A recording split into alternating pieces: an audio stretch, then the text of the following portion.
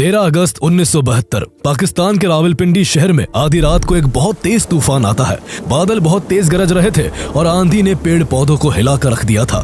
लेकिन इस अंधेरे और तूफान के बीच रावलपिंडी का प्रिजनर ऑफ वॉर कैंप एक अभेद किले की तरह खड़ा था, जिसमें 1971 की जंग के बाद भारत के 12 पायलट्स को बंदी बनाकर रखा गया था। इस वॉर कैंप की सुरक्षा बहुत ही ज्यादा टाइट थी। चारों तरफ ऊंची दीवारें थीं, उन पर कांटेदार तार थे और हर मोड़ पर बंदूक थामे पाकिस्तानी सिपाही तैनात थे।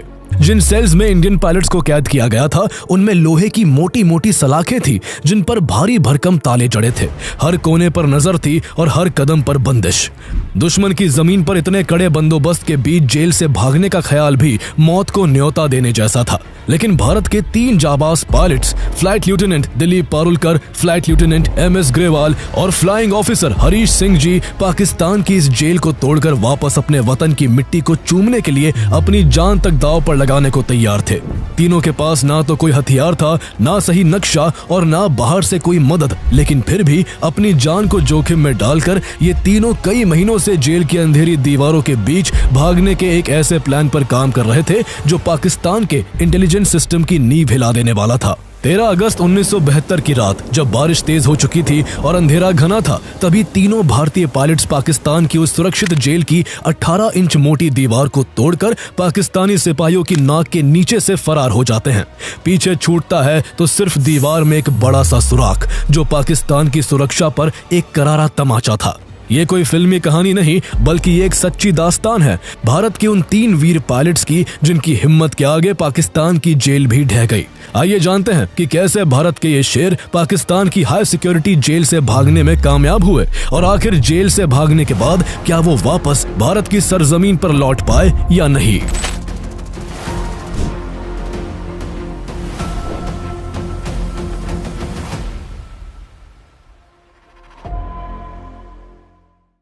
दिसंबर 1971 को जैसे ही पाकिस्तान ने भारत पर हमला किया, दोनों देशों के बीच एक नया युद्ध शुरू हो गया।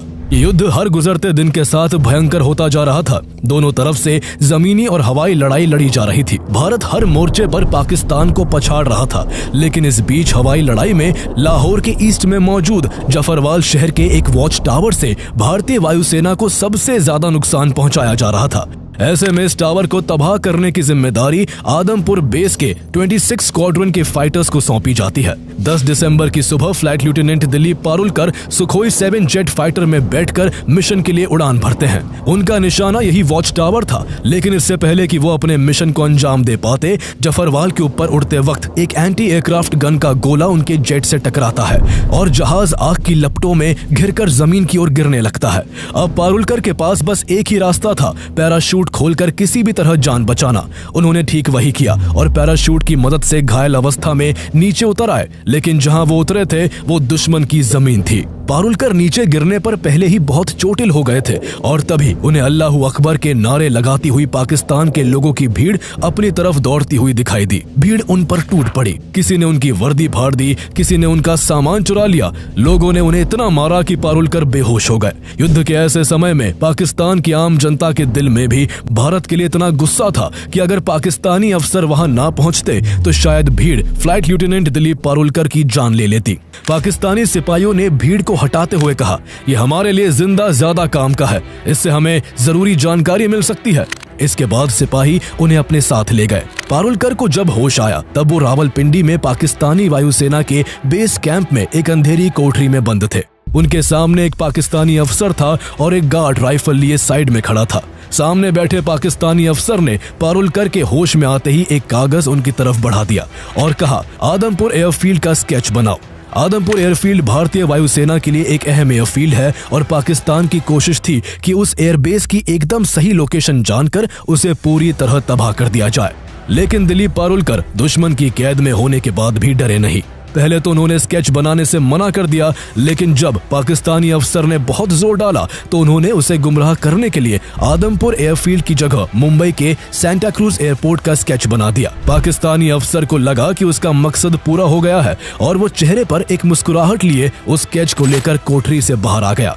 लेकिन 10-15 मिनट बाद वो पाकिस्तानी अफसर फिर से वापस कोठरी में आया और दिलीप पारुलकर पर गुस्से से बरस पड़ा।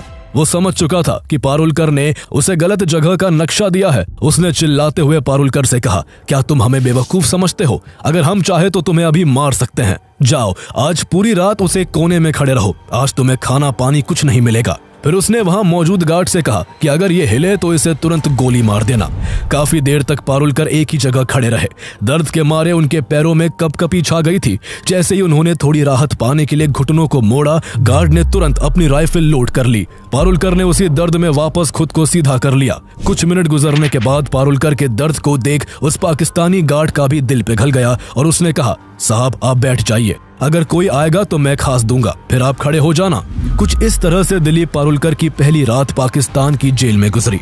अगले कुछ दिन उन्हें इसी तरह एक बंद अंधेरी कोठरी में बिल्कुल अकेला रखा गया। उन्हें पाकिस्तानी अफसरों ने मेंटली काफी टॉर्चर किया। उन्हें कभी खाना नहीं दिया गया तो कभी पानी। बार बार उनसे एक ही तरह के सवाल पूछे जाते। उन पर मानसिक दबाव बनाया जाता ताकि वो टूट जाए और पाकिस्तान को भारतीय वायुसेना की खुफिया जानकारियां दे दे। लेकिन जब किसी तरह से भी दिलीप पारुलकर का हौसला नहीं डगमगाया तो कुछ दिनों बाद पारुलकर को उनके साथियों से मिलने दिया गया। इस prisoner of war POW camp में भारतीय वायुसेना के कुल 12 पायलट युद्ध बंदी बनाए गए थे। जब पारुलकर अपने साथियों से मिले तो उन्हें भी अपने साथियों से सुनने को मिला कि किस तरह उन्हें मेंटल टॉर्चर दिया गया था। इन्हीं में से एक स्क्वाड्रन लीडर धीरेन्द्र जाफा थे, जो पैराशूट से लैंड करते टाइम इतने चोटिल हुए थे कि उनकी कमर में प्लास्टर लगाना पड़ा। उन्हें भी कई दिन तक जेल की कोठरी में बंद करके रखा गया और उनसे रोज सवाल जवाब पूछे जाते। जब उन्हें टॉयलेट जाना होता तो उनके मुंह पर पिलो केस लगा दिया जाता ताकि वो इधर उधर देखकर जेल का नक्शा ना जान ले। उनके अलावा एक फ्लाइट लेफ्टिनेंट MS ग्रेवाल थे, जिन्हें चाय बहुत पसंद थी। लेकिन पाकिस्तानी अफसर उन्हें साइकोलॉजिकल टॉर्चर देने के लिए पूछते, गैरी क्या चाय पियोगे? वो हाँ कह देते, लेकिन वो चाय उन्हें कभी नहीं मिलती। उस युद्ध बंदी कैंप में केवल कैंप के इंचार्ज उस्मान हमीद एक ऐसे पाकिस्तानी ऑफिसर थे जो भारतीय पायलट्स के साथ इज्जत से पेश आते थे। उनसे बाकी पाक अफसर नाराज रहते थे क्योंकि उनका बर्ताव युद्ध बंदियों के प्रति काफी नरम था। उन्होंने इंडियन प्रिजनर ऑफ वॉर्स को गाने सुनने के लिए एक कैसेट प्लेयर और साथ ही दिलीप पारुलकर की रिक्वेस्ट पर उन्हें एक एटलस भी दिया, जो आगे चलकर तीनों इंडियन पायलट्स के भागने के प्लान में बेहद काम आया। कैंप इंचार्ज उस्मान हमीद ने 25 दिसंबर 1971 को क्रिसमस के मौके पर सभी युद्ध बंदियों को एक छोटी सी चाय केक पार्टी में भी शामिल किया। यहाँ पारुलकर और उनके साथियों को पहली बार पता चला कि ढाका में पाकिस्तानी फौज ने सरेंडर कर दिया है और भारत जंग जीत चुका है। इस खबर से भारतीय वायु सैनिकों में खुशी की लहर दौड़ गई। हंसी खुशी के बीच वहां मौजूद सबसे सीनियर भारतीय अफसर विंग कमांडर बनी कोहेलो ने कैंप के इंचार्ज उस्मान से कहा कि हम लोग मारे गए अपने साथियों के लिए 2 मिनट का मौन रखना चाहते हैं और फिर अपना राष्ट्रगान गाना चाहते हैं। उस्मान ने उन्हें इसकी भी इजाजत दे दी। 25 दिसंबर 1971 की उस शाम पाकिस्तानी जेल में जब भारत का राष्ट्रगान गूंजा तो सभी भारतीयों के सीने गर्व से चौड़े हो गए। सबके दिल में भारत की जीत की खुशी थी और उन्हें यह भी उम्मीद थी कि चूंकि पाकिस्तान के 93,000 सैनिक भारत में युद्धबंदी है, इसलिए भारत सरकार आसानी से बहुत जल्द अपने सभी युद्धबंदियों को छुड़ा लेगी। लेकिन फ्लाइट लेफ्टिनेंट दिलीप पारुलकर ऐसा नहीं सोचते थे। उनको पता था कि भारत भले ही जंग जीत गया है, लेकिन युद्धबंदियों की अदला बदली अभी बहुत दूर है। इस काम में कई साल का वक्त लग सकता था और इस बीच अगर भारत और पाकिस्तान के बीच फिर से तनाव की सिचुएशन बनी तो उनका रिहा होना और भी मुश्किल हो जाएगा। इसलिए पारुलकर का मानना था कि जेल में हाथ पर हाथ रखकर बैठने से बेहतर जेल को तोड़कर अपने वतन भाग निकलना है। ये एक युद्धबंदी का कर्तव्य भी होता है। जब दुश्मन देश द्वारा किसी सैनिक को पकड़ लिया जाता है तो उसका पहला कर्तव्य यही है कि वो वहां से भागने की कोशिश करे। दिलीप पारुलकर ने तो 2-3 साल पहले अपने एक बड़े अधिकारी से कहा भी था कि पाकिस्तान में उड़ान भरते समय अगर कभी उनका विमान गिरा दिया जाता है और वो पकड़ लिए जाते हैं तो वो जेल में नहीं बैठे रहेंगे, बल्कि वो अपनी जान की बाजी लगाकर वहां से भागने की कोशिश करेंगे। इसके बाद उन्होंने अपने सभी साथियों से भागने के प्लान के बारे में बात की, लेकिन कोई तैयार नहीं हुआ। उल्टा सबने उनको ही समझाया कि जल्द ही भारत सरकार प्रिजनर्स ऑफ वॉर को एक्सचेंज करेगी और वो सब सुरक्षित वापस अपने वतन लौट जाएंगे। ऐसे में भागकर अपनी जान को जोखिम में नहीं डालना चाहिए। लेकिन दिलीप पारुलकर उस दिन के इंतजार में बैठे नहीं रहना चाहते थे। उन्होंने मन ही मन जेल से भागने के कई प्लान बनाए। जब रात में वो कस्टडी में रहते हुए टॉयलेट करने जाते थे तो उनके पीछे एक पाकिस्तानी सिपाही रिवॉल्वर लेकर चलता था। पारुलकर का प्लान था कि उस सिपाही से रिवॉल्वर छीनकर उसको ढाल बनाकर वहां से भाग निकले, लेकिन इस प्लान के सफल होने की संभावना बेहद कम थी। पाकिस्तानी उन्हें रोकने के लिए अपने सिपाही की जान को भी दांव पर लगा सकते थे, इसलिए उन्होंने इस प्लान को ड्रॉप कर दिया। जब कई हफ्ते और फिर महीने बीत गए और युद्ध बंदियों के भविष्य का कोई फैसला नहीं हो सका तो सभी भारतीय पायलट्स निराश होने लगे। उन्हें लगने लगा कि जंग जीतने के बाद भी भारत सरकार अपने सैनिकों को छुड़ाने के लिए कुछ नहीं कर रही है। ऐसे में एक बार फिर दिलीप पारुलकर ने अपने साथियों से भागने के प्लान के बारे में पूछा। इस बार उन्हें दो लोगों का साथ मिल गया। फ्लाइट लेफ्टिनेंट एमएस ग्रेवाल और फ्लाइंग ऑफिसर हरीश सिंह जी पारुलकर के साथ भागने को तैयार हो जाते हैं। तीनों ही काफी यंग थे और तीनों की ही तब तक शादी नहीं हुई थी, इसलिए वो ये रिस्क लेने को तैयार थे। पाकिस्तानी जेल की चार दीवारी के भीतर जहां हर कोना निगरानी में था और सभी कैदियों की हर एक गतिविधि पर शक की नजर रखी जाती थी, उसी माहौल में ये तीनों जाबाज हिंदुस्तानी अपनी आजादी का नक्शा बनाने में जुट जाते हैं। तीनों ने सबसे पहले उस्मान हमीद के दिए एटलस से इलाके का नक्शा तैयार किया। उन्हें पता चला कि जेल के पास से ही ग्रैंड ट्रंक रोड गुजरती थी, लेकिन वहां तक पहुंचने के लिए जेल की सेल से निकलकर एक संकरी गली तक पहुंचना था। संकरी गली को पार करके बाउंड्री वॉल को फांदकर मेन रोड तक पहुंचा जा सकता था।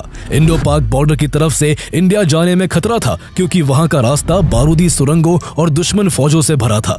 इसलिए जेल से निकलने के बाद आगे का प्लान पाकिस्तान अफगानिस्तान बॉर्डर तक पहुंचने का बना। अगर तीनों किसी तरह अफगानिस्तान में एंटर होने में सफल हो जाते तो वहां से आसानी से भारत पहुंच सकते थे। इस तरह तीनों ने बड़ी ही सूझबूझ से द ग्रेट एस्केप प्लान तैयार कर लिया था। लेकिन इस प्लान में सबसे पहला काम एक ऐसी सेल तलाशना था जो कंपाउंड की बाउंड्री के नजदीक हो, जहां से भागने का रास्ता मिले और वहां गार्ड्स का पहरा कम हो। सेल नंबर 4 इस क्राइटेरिया पर बिल्कुल फिट बैठती थी। अब अगला काम था इन तीनों का उस सेल में शिफ्ट होना। लेकिन जेल में सेल बदलना कोई फॉर्म भरने जितना आसान नहीं होता। इसके लिए गार्ड्स और स्टाफ से दोस्ती करना जरूरी था। पारुलकर ने अपनी चार्म का फायदा उठाया और जल्दी ही गार्ड से ट्यूनिंग बना ली। अच्छे व्यवहार और थोड़ी सी टिप के चलते पारुलकर अपने दोनों साथियों एमएस ग्रेवाल और हरीश सिंह जी के साथ उस सेल में शिफ्ट हो गए। सेल नंबर 4 बड़ा था, इसलिए उनके साथ एक और हिंदुस्तानी पायलट विद्याधर शंकर छाटी को भी शिफ्ट कर दिया गया। चाटी भागने के इस मिशन में शामिल नहीं थे, लेकिन फिर भी उन्होंने अपने साथियों की हर मुमकिन मदद की। प्लान का अगला हिस्सा सेल नंबर 4 की 18 इंच मोटी दीवार में एक बड़ा सुराख करने का था, जिसके जरिए बाहर निकला जा सके। लेकिन ये काम आसान नहीं था। उनके पास ना कोई औजार था और ना ही कोई भारी मदद। इसके लिए भी उन्होंने अपनी होशियारी का इस्तेमाल किया। पारुलकर और उनके साथियों ने कुछ दिनों तक अपनी दाढ़ी बढ़ने दी और फिर कैंप इंचार्ज से दाढ़ी काटने के बहाने एक कैंची मांग ली। इस कैंची और एक चोरी के स्क्रू ड्राइवर की मदद से उन्होंने दीवार के एक कोने में छेद करना शुरू किया। पारुलकर और ग्रेवाल रात 12 से 1 बजे तक आहिस्ता आहिस्ता बारी बारी से दीवार के मसाले को कैंची और स्क्रू ड्राइवर से हटाते जाते, जबकि हरीश और छाटी निगरानी रखते कि कहीं कोई पहरेदार तो नहीं आ रहा है।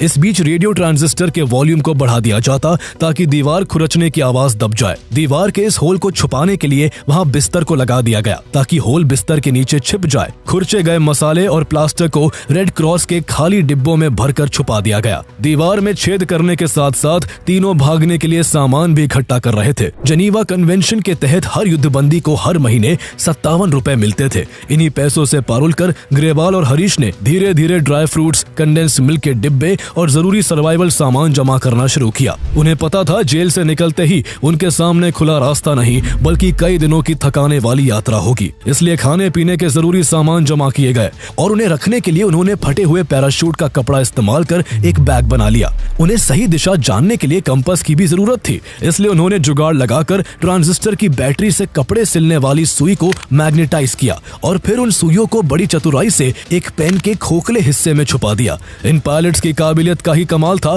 कि एक मामूली सा पेन जिसे बिना किसी शक के जेब में लगाकर घूमा जा सकता था, असल में वो अब एक काम चलाऊ कंपास बन चुका था। जब ये सब इंतजाम हो गया तो तीनों ने अपने लिए पठानी सूट सिलवाने का फैसला किया ताकि जेल से भागने के बाद लोकल लोगों में घुला मिला जा सके। इसी दौरान पारुलकर के घर से उनके लिए एक पार्सल आया था जिनमें 3 जोड़ी शर्ट और पैंट थे। पारुलकर ने जेल में ही एक दर्जी को कुछ पैसे देकर उन कपड़ों से 3 पठानी सूट सिलवा दिए। इस बीच दीवार में सुराख करने का काम भी लगातार जारी था। चारों बारी बारी से इस काम को बड़ी सावधानी से करने में लगे हुए थे। उनके इस काम की कानों कान किसी को भनक तक नहीं लगी। नोटिस न किए जाने के मकसद से वो दीवार के प्लास्टर को रात में ही हटाते थे, लेकिन रात में उनके सेल में लगा एक बल्ब उनके लिए दिक्कत खड़ी कर रहा था। बल्ब की रोशनी में बाहर से देखे जाने का खतरा था, इसलिए उन्होंने उस बल्ब का फ्यूज उड़ा दिया। जेल में बल्ब बदलने के लिए भी एक लंबा प्रोसेस होता था, इसलिए कई दिनों तक ये अंधेरे का फायदा उठाकर अपने काम में लगे रहे। कई दिनों तक काम बिना किसी रुकावट के चलता रहा, लेकिन एक रात जब एमएस ग्रेवाल बेड के नीचे दीवार को खुरचने में लगे हुए थे, तभी अचानक एक गार्ड सेल के दरवाजे पर खड़े होकर अंदर झांकने लगा। बल्ब की रोशनी न होने के बावजूद उसने देख लिया था कि सेल में 4 की जगह केवल 3 लोग हैं। उसने आवाज लगाई, लेकिन बेड पर मौजूद तीनों पायलट सोने का नाटक करने लगे और ग्रेवाल ने भी सतर्क होकर बेड के नीचे काम रोक दिया। गार्ड को कुछ गड़बड़ी का एहसास हुआ और वो सीधा गार्ड रूम की तरफ भागा। चंद सेकंड्स के बाद वो दौड़कर अपने साथ सलाखों की चाबी और इंचार्ज गार्ड को लेकर लौटा। इंचार्ज गार्ड ने ताला खोलकर जब अंदर टॉर्च मारी तो बेड पर 4 पायलट्स मौजूद थे। गार्ड के चाबी लेने जाने और वापस आने के बीच ही ग्रेवाल बड़ी तेजी से बेड के नीचे से निकलकर ऊपर आ चुके थे और बाकियों की तरह सोने का नाटक करने लगे थे। चारों को सेल में देखकर इंचार्ज गार्ड ने पहरा देने वाले गार्ड को ही डांट लगा दी और इस तरह वो लोग पकड़े जाने से बाल बाल बच गए। कई हफ्तों तक लगातार 18 इंची मोटी दीवार को तोड़ने की कोशिश में वो उसकी काफी ईंटें निकाल चुके थे। ईंटों से मसाला छुड़ाकर उन्हें फिर से लगा दिया जाता ताकि गार्ड्स को शक न हो। अगली रात फिर से उन ईंटों को निकालकर आगे की ईंटों और मसाले को निकाला जाता। इस तरह हर रात काम करने से दीवार में एक छोटा सुराख हो गया था, लेकिन ये सुराख बाहर निकलने के लिए काफी नहीं था और जब तक बाहर निकलने लायक होल नहीं हो जाता तब तक उसे छुपाना भी जरूरी था।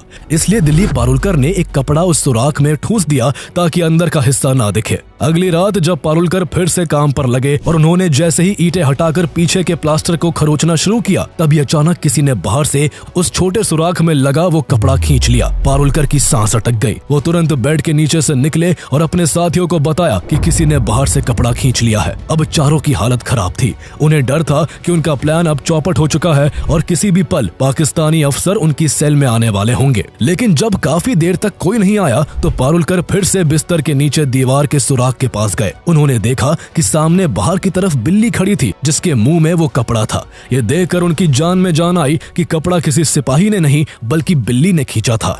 कई महीने की मेहनत के बाद तीनों के भागने का सारा इंतजाम हो चुका था। दीवार में से निकलने का एक बड़ा सा सुराख भी किया जा चुका था। उन्होंने उस सुराख को भागने वाले दिन के लिए बिना मसाले की ईंटों से ढक दिया था। भागते वक्त उन ईंटों को बड़ी आसानी से निकाला जा सकता था। नक्शे तैयार थे, कपड़े सिलवाए जा चुके थे, रास्ता रटा जा चुका था और छोटी से छोटी चीज की प्लानिंग भी पूरी हो चुकी थी। अब बस सही मौके का इंतजार था। ये सही मौका 13 अगस्त 1972 की रात को आता है। एक दिन बाद 14 अगस्त को पाकिस्तान का इंडिपेंडेंस डे था। पारुलकर को यकीन था कि उस दिन गार्ड्स ढीले रहेंगे और सतर्कता कम होगी। 13 अगस्त की रात को जब बिजली चमकी, आसमान में कड़कती आवाजें गूंजी और आंधी चलने लगी तो पारुलकर के हौसले और भी बढ़ गए। उन्हें एहसास हुआ कि ऐसे खराब मौसम में सिपाहियों की नजर से बचकर निकलना सबसे सही मौका होगा। प्लान के मुताबिक आधी रात को flight lieutenant Dilip Parulkar, flying officer Harish Singh ji और फ्लाइट लेफ्टिनेंट एमएस ग्रेवाल ने पठानी सूट पहने अपनी एस्केप किट उठाई, अपने चौथे साथी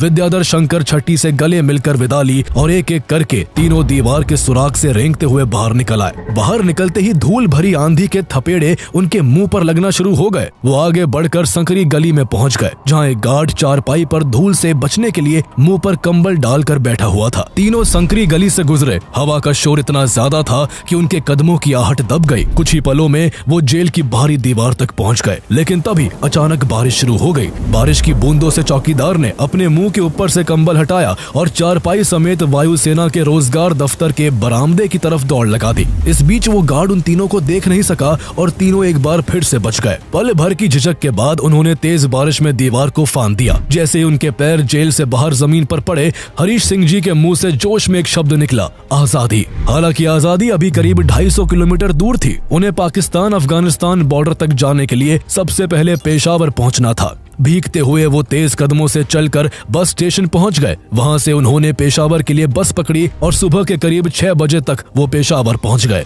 आगे के रास्ते के लिए तीनों ने तय किया कि वो अपना नाम बदलेंगे और खुद को ईसाई बताएंगे, क्योंकि ना तो उन्हें कलमा पढ़ना आता था और ना ही उनमें से किसी का खतना हुआ था। ऐसे में तलाशी और पूछताछ होने पर पकड़े जाने का खतरा था। दिलीप पारुलकर ने अपना नाम फिलिप पीटर रखा। एमएस ग्रेवाल ने अली अमीर और हरीश सिंह जी ने हैरल्ड जेकब। पेशावर से उन्होंने जमरूद रोड जाने के लिए तांगा किया। तांगे से उतरने के बाद वो कुछ दूर पैदल चले और फिर उन्हें रास्ते में एक लोकल बस मिल गई। बस भरी हुई थी, इसलिए आगे के सफर के लिए तीनों को बस की छत पर बैठना पड़ा। बस की छत पर बैठकर वो सुबह 9:30 बजे तक लंडी कोतल पहुंच गए। उन्हें जेल से भागे हुए अब 9 घंटे से भी ज्यादा हो गए थे और अफगानिस्तान में एंटर करने के लिए उन्हें अब तोरखम बॉर्डर क्रॉस करना था, जो वहां से सिर्फ 5 किलोमीटर दूर था। लेकिन उन्हें तोरखम बॉर्डर तक का रास्ता नहीं पता था और अगर वो वहां का रास्ता किसी पाकिस्तानी से पूछते तो जरूर वो शक के दायरे में आ जाते। उन्होंने अपने मैप में देखा कि तोरखम बॉर्डर के पास एक लंडी खाना रेलवे स्टेशन है। उन्हें लंडी खाने से होते हुए अफगानिस्तान जाना सेफ लगा, इसलिए वो वहां एक चाय की दुकान पर पहुंचे और वहां काम करने वाले से पूछने लगे कि लंडी खाना यहाँ से कितनी दूर है। सवाल सुनते ही वहां बैठे लोग उन्हें ऐसे देखने लगे जैसे किसी ने उनसे किसी मुश्किल इंग्लिश वर्ड का स्पेलिंग पूछ लिया हो।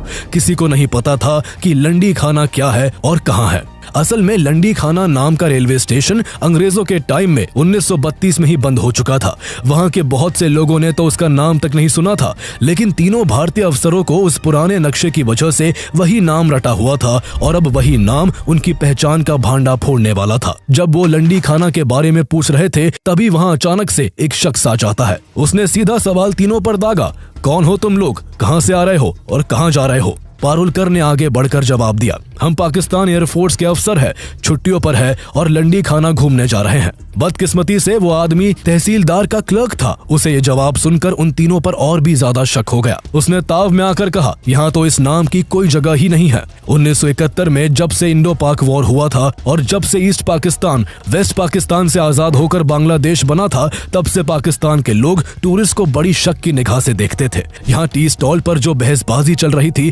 उसके चलते वहाँ जरा देर में भीड़ इकट्ठा हो गई थी। उस आदमी ने आगे उन तीनों से कहा, तुम तीनों बंगाली हो ना, जो अफगानिस्तान भाग रहे हो। ये सुनकर तीनों एक झूठी हंसी हंस पड़े। गरेवाल ने उससे हंसते हुए कहा, क्या हम आपको बंगाली दिखते हैं? आपने कभी बंगाली देखे भी है अपनी जिंदगी में? उनके इस जवाब से वो आदमी और भी गुस्सा हो गया और उसने लोकल लोगों की मदद से तीनों को घेरकर वहां के तहसीलदार के हवाले कर दिया। जेल से भागे तीनों भारतीय पायलट्स ने तहसीलदार को अपनी झूठी कहानी में फंसाने की खूब कोशिश की, लेकिन तहसीलदार भी उनकी बातों से संतुष्ट नहीं हुआ। वहां मौजूद लोगों का गुस्सा गर्माता जा रहा था। तीनों को डर था कि कहीं गुस्से में सब मिलकर उनकी जान ना ले ले। ऐसे में दिलीप पारुलकर ने बचने के लिए बहुत चालाकी से काम लेते हुए कहा कि हम पाकिस्तान एयरफोर्स के एयरमैन हैं। हमने इस वतन के लिए अपना खून पसीना बहाया है और आप हमें इस तरह जलील कर रहे हैं। अगर आपको हमारा यकीन नहीं है तो अभी मेरी बात पाकिस्तान एयरफोर्स के एडीसी उस्मान हमीद से कराइए। ये वही उस्मान थे जो रावलपिंडी जेल के इंचार्ज रहे थे और जो भारतीय युद्ध बंदियों के लिए क्रिसमस का केक लाए थे। उस्मान का नाम सुनकर तहसीलदार चौंक गया। उसने तुरंत उन्हें फोन किया और दिलीप पारुलकर की बात कराई। दिलीप ने सारा माजरा इस तरीके से बताया कि पास बैठे तहसीलदार को कुछ समझ नहीं आया, लेकिन फोन की दूसरी तरफ मौजूद उस्मान हमीद जान गए कि वो तीनों कैंप से भागकर लंडी कोतल आ गए हैं। इसके बाद उस्मान हमीद ने तहसीलदार से बात की और कहा, ये हमारे आदमी है, इन्होंने कुछ गड़बड़ की है, इसलिए जब तक वहाँ हमारे सैनिक नहीं आ जाते इन्हें अपनी हिफाजत में रखो, लेकिन इन्हें कोई नुकसान मत पहुँचाना। उधर 11 बजे रावलपिंडी वॉर कैंप में हड़कंप मचा हुआ था। सेल नंबर 4 में बड़ा सुराख पाकिस्तानी गार्ड्स को अपने गाल पर एक तमाचे की तरह महसूस हो रहा था। सेल के अंदर 4 में से केवल एक वीएस छाटी बचे थे। ऐसे में उन्हें दूर से 2 पाकिस्तानी गार्ड्स की बात सुनाई दी जो कह रहे थे कि इस चौथे कैदी को गोली मार देते हैं। बोल देंगे चारों एक साथ भाग रहे थे। वो तीनों भाग निकले लेकिन इसे शूट कर दिया गया। ये सुनकर छट्टी के रोंगटे खड़े हो गए। उनका मरना लगभग तय था, लेकिन तभी उन्हें दूर से एक और आवाज सुनाई दी। बड़े अफसरों को पता चल चुका है कि कितने लोग भागे हैं और कितने बचे हैं। ऐसे में हमने उसे मारा तो हम भी नहीं बचेंगे। ये सुनकर छट्टी की जान में जान आई। जेल से भागे तीनों इंडियन पायलट्स को वापस रावलपिंडी लाया गया और उन्हें 30 दिन की सॉलिटरी कन्फाइनमेंट की सजा दी गई। इसके बाद उन्हें रावलपिंडी वॉर कैंप के अपने सभी साथियों समेत फैसलाबाद की जेल में भेज दिया गया। वहां भारतीय फौज के 500 से ज्यादा POWs थे। इसी दौरान भारत सरकार और पाकिस्तान सरकार के बीच प्रिजनर्स ऑफ वॉर के एक्सचेंज को लेकर नेगोशिएशंस तेज हो चुके थे, जिसके चलते दिसंबर 1972 में पाकिस्तान के राष्ट्रपति जुल्फिकार अली भुट्टो ने सभी भारतीय युद्ध बंदियों की रिहाई का ऐलान कर दिया। सभी भारतीय युद्ध बंदियों ने जब वाघा बॉर्डर के पार भारत की मिट्टी पर कदम रखा तो वहां लोगों का जुलूस उनके स्वागत के लिए खड़ा था। वहाँ मौजूद हजारों लोगों ने उन्हें मालाएं पहनाकर और गले लगाकर उनका स्वागत किया। पंजाब के मुख्यमंत्री ज्ञानी जैल सिंह खुद वहाँ मौजूद थे। वाघा से अमृतसर के 22 किलोमीटर रास्ते में उनके स्वागत में सैकड़ों फूलों की झालरें सजी हुई थी। लोगों का प्यार देखकर सभी भारतीय जवानों की आंखों में खुशी के आंसू भर आए। अगले दिन दिल्ली के रामलीला मैदान में उनका भारी भीड़ के साथ स्वागत किया गया। रिहाई के कुछ महीने बाद फ्लाइट लेफ्टिनेंट दिलीप पारुलकर ने वायुसेना प्रमुख पीसी लाल को तोहफे में एक फाउंटेन पेन दिया। पीसी लाल ने फाउंटेन पेन का ढक्कन खोला तो देखा वो एक कंपास था। ये वही कंपास था जिसे पारुलकर और उनके साथियों ने जेल में सुइयों से बनाया था। भारत वापस लौटने के 5 महीने बाद ही दिलीप पारुलकर के माता पिता ने उनकी शादी करा दी। शादी पर पारुलकर को पाकिस्तानी जेल में उनके साथ रहे स्क्वाड्रन लीडर अर्जुन विठल कामत का टेलीग्राम मिला, जिसमें मैसेज था, no escape from this sweet captivity.